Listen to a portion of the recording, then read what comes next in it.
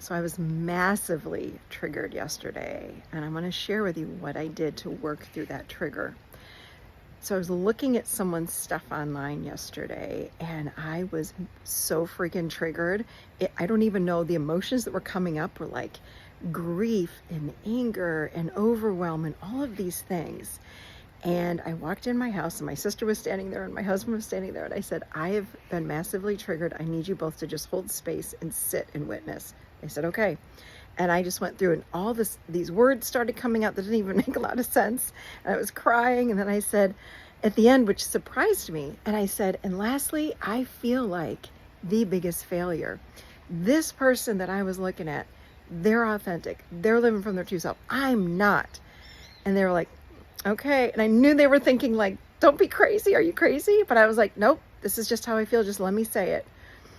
Today I woke up, and then I felt like, okay, I'm done. It was like this energy that needed to move through me in order for the new part of me to reveal itself. So today I woke up and I was reflecting on that trigger yesterday, and I said, how do I feel today? And I'm like, I don't feel triggered. Don't feel grief. Don't feel anything. What I feel is that energy needed to move through so I'd become more of who I am today, more of this true self, authentic Michelle Chalfant. And I felt an invitation. I felt the invitation from my true self that said, your time is now, rise up. And I was like, oh, that's so fascinating, because here's what it is.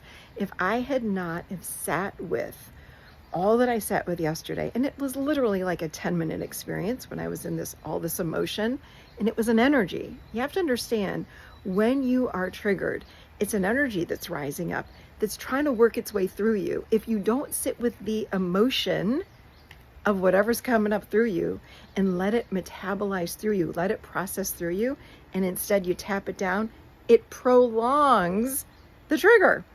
So what you want to do is sit with it. It's kind of like a river, a fast-moving river of water that has logs in the way. When we're triggered, it's the logs getting thrown up in your face. So when you sit with them, the logs process through you, and then that river, which is your energy, can move through you even faster. And then new awarenesses, new epiphanies come to you.